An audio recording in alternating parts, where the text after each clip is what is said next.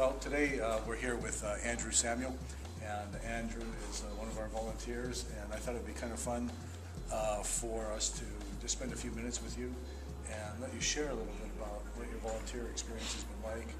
And so, first of all, about how many years have you been volunteering with us now? I started in 2009 with my grandson, who was 2.5, 3 at the time.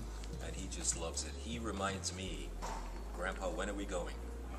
And days that I leave work exhausted, some days I try to juggle the days.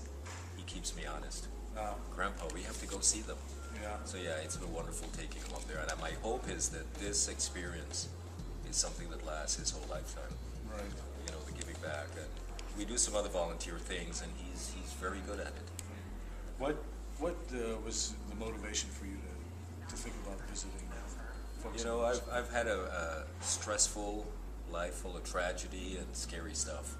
But in the midst of it, I realized how blessed I am, in spite of all that.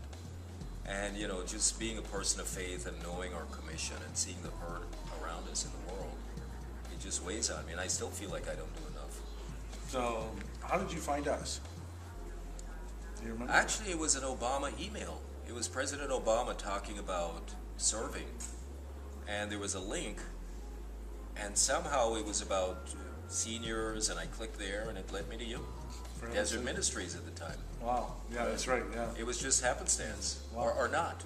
Yeah, or exactly. Or not, you know. Yeah, little guidance there, right? Some divine intervention, maybe. Right. Yeah. So you visit the nursing home. How often do you go? Once a week. Okay. Once a week, and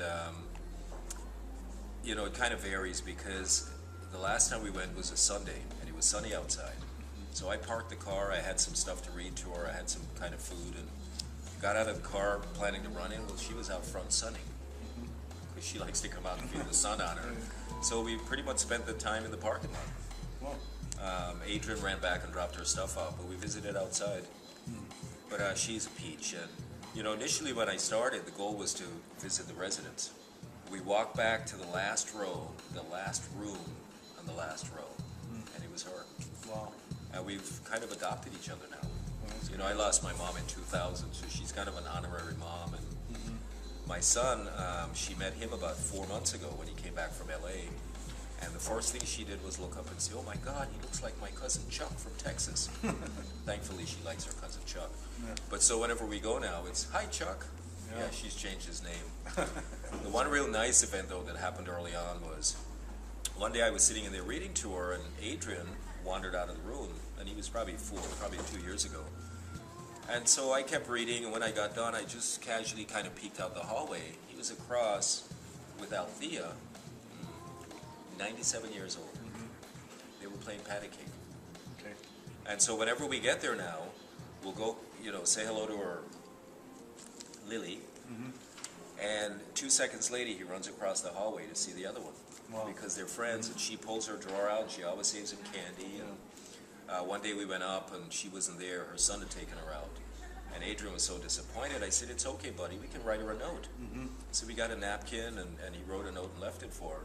And when I went back the next time, she was just beaming. She says, "I saw his note, and I'll keep it forever." Yeah. At 97, I don't know how long that's going to be, but it meant a lot to her. So we always talk about in Community 360 that this is sort of a two-way street. That you're going in to address issues maybe of loneliness, someone that's not getting visitors, they don't have family, and you're kind of becoming surrogate, as you said, adopted family for them. But the other piece of this is that because they're older adults and they have all these life experiences, things are coming back to you. Has that been your experience? Oh, without a doubt. Someone once said that seniors are like libraries. I think that was you. Yes, it was. Was that you? Yes, I called it a living library. Without a doubt. I mean, the stories that she tells me, and we don't get them in sequence. You know, it's kind of when it comes to her, or if I'm rambling about something, it'll bring up a memory. But she's full of information. I mean, she tells me what life was like back in the '60s. You know, her mom had a difficult time because she had a few kids before she came along, and so she had to kind of, you know, absorb into what was already there. And they struggled through, you know, the difficult times, and then she lost her parents, and the usual stuff, but it's really nice because she'll go back, you know, one week I'll hear about the 60s and then later maybe the 70s. And, you know, for example, she keeps reminding me that she loves Sylvester Stallone. And I keep wanting to ask her why. And I don't know if she's into the action stuff or if she just happened with Rocky, but anything Sylvester Stallone, she catches, you know, that movie. So she spends a lot of time listening to, you know, good music and a lot of movies. She complains about the cheese. Why do they use that boring mozzarella? Why can't they use Romano? You know, things like that. What was the other one the other day? They served her something, but it was very sugary. And so, you know, the typical things. Sure. Yeah. So whenever I get a chance, I'll, you know, when I'm leaving, I'll say, so what can I bring for you? Oh, nothing. You don't need to bring anything. Just come. Yeah. But there are some Werther's candies at Walgreens, and if you're over there and it's not too much trouble, so she does have her taste buds. But she had a rough week last week. She'd gone to physical therapy, and you know it's exhausting because she's in a wheelchair, you know, and swollen legs and so on. So she came back and she was very tired, and I'd called her because I'd made a meal for her. I was going to bring quinoa. You know quinoa, the grain? It's like couscous. Okay. Wonderful thing. I found a recipe from Bill Clinton, as a matter of fact. Fell in love with it. So I was going to bring her spiced grilled shrimp with not too much spice and the quinoa. So I called her up. I said, you know, we're running a little late, but we'll be there soon. She says, I don't think so. I'm going to bed. And it was 5 o'clock. She was exhausted from the physical therapy. So when I did finally go see her, she says, I'm just tired. I'm tired of everything. I'm tired of living. So I went over and gave her a hug, and we talked, and I got her laughing, and, you know, the usual stuff. We get down and depressed, too, so she's got more reason. Would you recommend this experience? Oh, absolutely, absolutely. I get more out of it, I think, than she does some days. You know, after leaving a hard day at work, sometimes I moan and groan about the commitment. If I don't go every week, I feel empty.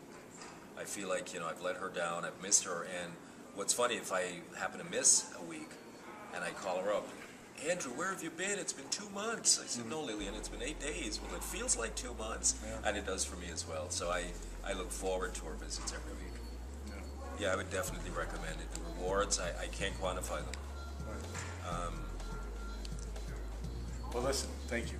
Very much. Yeah, Thank you, this Andrew. is my We've been pleasure. talking with Andrew Samuel.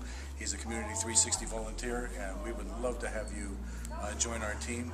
Just visit our website at www.community-360.org, and we'd be happy to get you started.